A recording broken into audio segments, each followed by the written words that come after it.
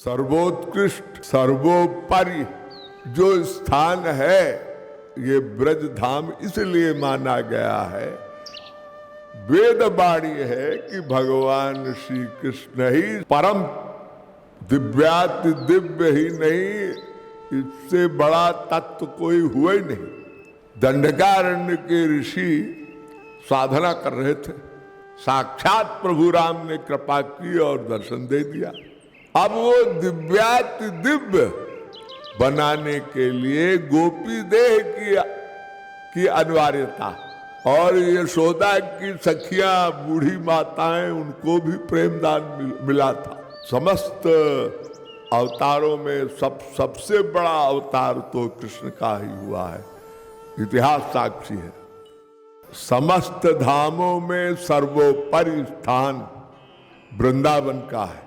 वो इसलिए कि वृंदावन ही एक ऐसा धाम है, ये ब्रज धाम, जहां जितने भी अवतार हुए भगवान के, उन समस्त अवतारों में सर्वोत्कृष्ट सर्वोपरि जो स्थान है ये ब्रज धाम इसलिए माना गया है कि यहाँ अवतारों के अवतारी भगवान श्री कृष्ण स्वयं अवतरित हुए आज से लगभग 5000 वर्ष पूर्व। ऐसा अवतार पूर्व में न कभी हुआ न संभवता हो सकेगा। ये हमारे आप्त ग्रंथ, हमारे वैदिक ग्रंथ दुंदुभी घोष करके बता रहे हैं। वेद वाणी है कि भगवान श्री कृष्ण ही सबसे परम दिव्याति दिव्य ही नहीं, इससे बड़ा तत्व कोई हुआ ही नहीं। कृष्णो है परम देव, देव सबसे बड़े कृष्ण ही देवाधिदेव है। श्रीमद् भागवत का एक मंत्र है, निम्नगानाम यथा गंगा देवानाम अच्युतो यथा वैश्वानाम यथा शंभु पुराणानाम इदम तथा। तो कृष्णो हवै परमो देव का, कृष्णो हवै श्री कृष्ण ही सब देवताओं के शीर्षस्थ देवता। चूंकि वृंदावन में ब्रजधाम में जो भगवान ने महाराज रस दिया था वो दिव्य से भी दिव्य था। ये रहस्य की बात। क्यों? साधारण लॉजिक से आप समझिए कि जब भगवान राम ने त्रेता में अवतार लिया तो एक लीला हुई थी। लीला क्या? वास्तविक घटनाक्रम है, यूनिवर्सल ट्रुथ है, सभी जानते हैं। दंडकारण्य के ऋषि साधना कर रहे थे और भगवान राम ने उनको दर्शन दिया, दर्शन दे दिया, भगवत प्राप्ति हो गई। साक्षात प्रभु राम ने कृपा की और दर्शन दे दिया, वो अनुग्रहित हो गए। तब दंडकारण्य के ऋषियों ने भगवान के स्वरूप को देखकर उनके मन में एक प्रेम का भाव उदित हुआ और वो बड़े करुणार्थ भाव से बोले, हे प्रभु राम, हमें आपके स्वरूप को का वो सबसे बड़ा प्रेम, आपका ये प्रेम तो प्राप्त हो गया। यानी संकेत ये था कि दास्य भाव, वात्सल्य भाव, सख्य भाव वाला जो भी प्रेम है वो तो प्राप्त हो गया, लेकिन वो जो प्रेम की जो अंतिम अवस्था है माधुर्य भाव, जिसकी वेदों में हमारे भगवान की वेद वाणी में बड़ी प्रशंसा सबसे सर्वोपरि माना है, वो माधुर्य का प्रेम, हम उसके उस कृपा के आकांक्षी हैं, कृपाकांक्षी हैं। हमें वो प्रेम देने की कृपा करें। भगवान राम ने कहा, देखो भाई, इस अवतार काल में हम वो प्रेम का वितरण नहीं कर सकते, आते हो हम आपको साकेत लोग की प्राप्ति कराते हैं और दंडकारण्य के ऋषियों को दिव्य बनाकर, अरे जब भगवत प्राप्ति हो गई, प्रभु राम की प्राप्ति हो गई, उनकी कृपा मिल गई, तो दिव्य तो हो ही गए। अब वो दिव्याति दिव्य बनाने के लिए गोपी देह की अनिवार्यता है। तो भगवान ने कहा द्वापरांते करिष्यामि भवती नाम मनोरथम। पद्म पुराण का ये मंत्र है। द्वापर के अंत में वो दिव्य से दिव्य प्रेम, दिव्याति दिव्य, दिव्य से भी अति दिव्य, यानी परम दिव्य, वो प्रेम प्राप्ति के अधिकारी आप तब होंगे। तो भगवान ने कृपा करके जब द्वापर में अवतार लिया, द्वापर के अंत में, तो पुराण में ये मंत्र है, ते सर्वे दंडकारण्यवासिनः ते सर्वे स्त्रीत्वमापन्ना समुद्भूताशु गोकुले ते सर्वे स्त्रीत्वमापन्ना। भगवान ने कृपा की और दिव्य से दिव्य बनाकर जो सबसे बड़ा अवतार, प्रेमा अवतार कृष्ण का इस वृंदावन में हुआ, तो भगवान ने गोपी प्रेम, समर्थारती की गोपियों का प्रेम भी प्राप्त का भी वितरण किया। अरे वो तो सदा से अधिकारिणी थी, साधन सिद्ध महापुरुष, यानी रागानुगा वाले सब प्रकार के महापुरुषों को अधिकारी बनाया था भगवान ने। अब साधारणी रति के भी अधिकारी हुए। कुब्जा बेचारी,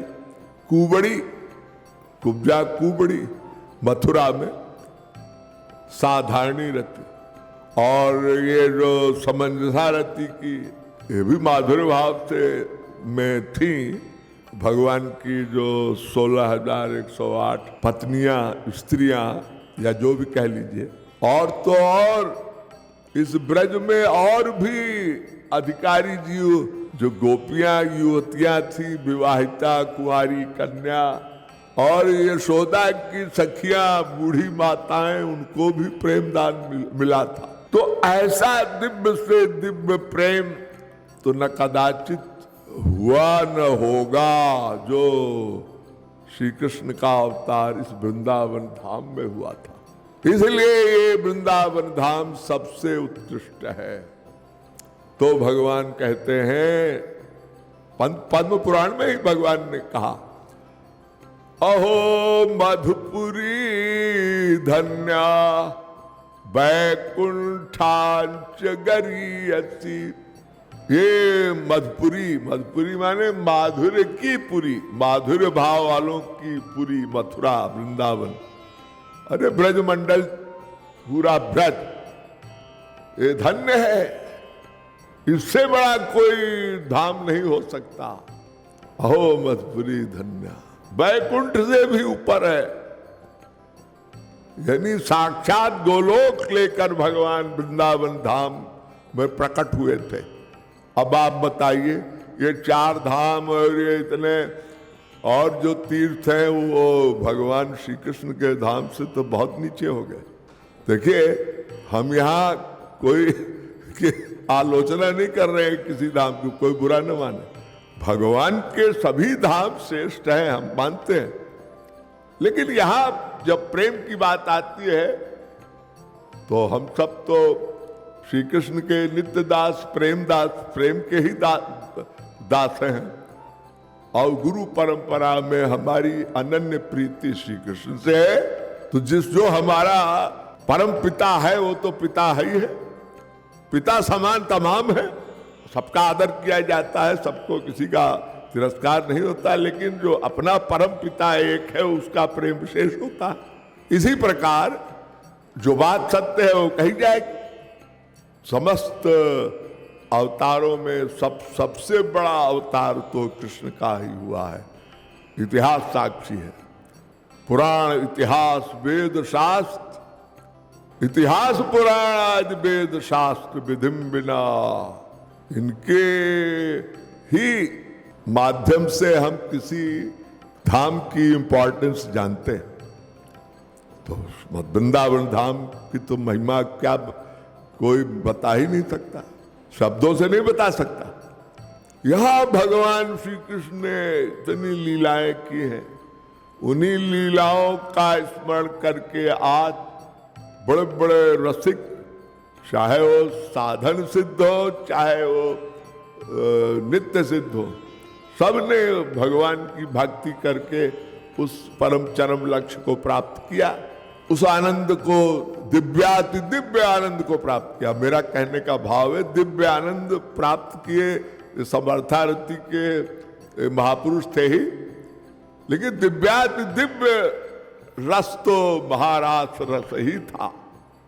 इसलिए इस धाम की तो कोई तुलना हम कर ही नहीं सकते। तो नारद जी ने एक सूत्र लिखा, नारद जी कहते हैं तीर्थी कुर्वन्ति तीर्थानि। नारद भक्ति दर्शन आप पढ़ लीजिएगा, उसमें 69 सूत्र है, 84 में 69 नंबर नोट डाउन।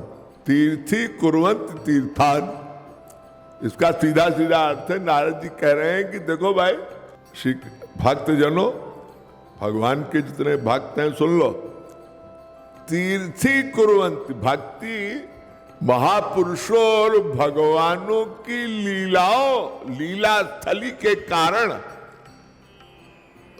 तीर्थ होता है या धाम होता है। भगवान कह रहे हैं साधनाभिनिवेशेन, वेदव्यास जी कह रहे हैं, वेदव्यास भगवान थे, वो कह रहे हैं साधनाभिनिवेशेन कृष्ण तद्भक्तस्तयो तथा प्रसादेन अति धन्यानाम कृष्ण कृष्ण भक्तस्तयो तथा। ये सूत्र है।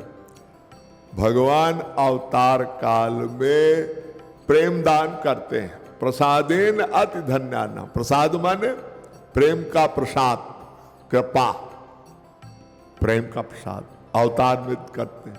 और महापुरुष भी अवतार लेते हैं तो प्रेम दान करते हैं। देखिए दोनों बात, तो अवतार काल में ही ये संभव होता है।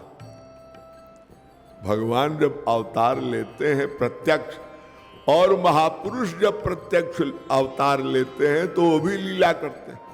भगवान ने जो कुछ लीलाएं की, वो जो सौरस्य तीर्थी कुर्वन्ति, तो भगवान हो, तीर्थी माने कौन?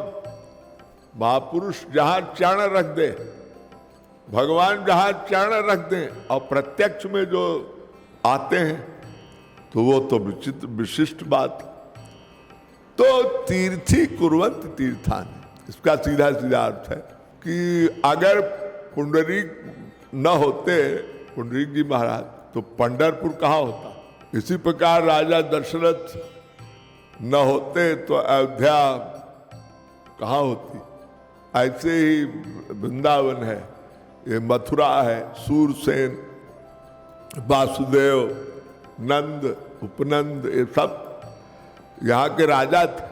इतिहास पुराण में जो उसका वर्णन है, तो तीर्थी कुर्वन्ति, ये सब अवतार जो हुए, उनसे ये महापुरुष और भगवान के अवतारों से जहाँ इस तीर्थों का आकलन किया जाता है कि कौन तीर्थ कितना उत्तम है। तो तीर्थी कुर्वन्ति तीर्थानि, जब अवतार समाप्त हो जाता है तो वो जो महापुरुष जहाँ लीला किए हैं वहाँ हम भक्त लोग, साधक लोग जाकर भाव बनाते हैं, और उन तीर्थों का आश्रय लेकर ही हम अपने परम चरम लक्ष्य को प्राप्त करते हैं। तीर्थों का आश्रय लेकर। तीर्थों का महत्व इसलिए, रसिक तो कहते हैं भाई हम तीन मानते हैं, ब्रजे बने निकुंजे च त्रैष्ठमत्तरोत्तरम।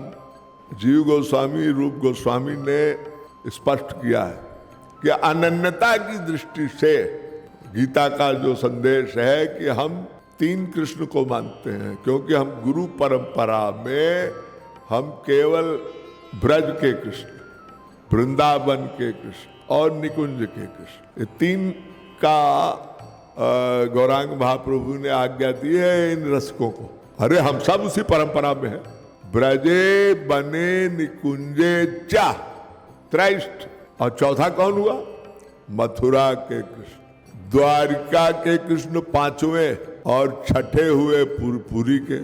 कोई बुरा न माने भाई कोई मथुरावासी कहे आप रसिक लोग ऐसी उल्टी सीधी बात क्यों किए? अनन्यता की बात हो रही है। हमारा प्रेम इतना गुरु और भगवान के प्रति, श्री कृष्ण के प्रति उन रसिकों का बढ़ गया था कि वो कहते हैं भाई हम तो यही राय देंगे सबको जो कृष्ण भक्त हैं कि भक्ति करो तो टॉप की यानी रसिक लोग केवल कुंज की में प्रवेश पाने के लिए ही प्रयास करते रहे। तो रसिकों ने कहा वृंदावन के कृष्ण, गीता की वो महावाणी, अनन्या चिंतयन्तो माम ये जनाः परिपासते। केवल निकुंज के महाराज के रसावतार श्री कृष्ण की लीलाओं में मन को डुबोना। उसके बाद मथुरा के कृष्ण की भी उपासना ठीक है, द्वारका के कृष्ण की, उसके बाद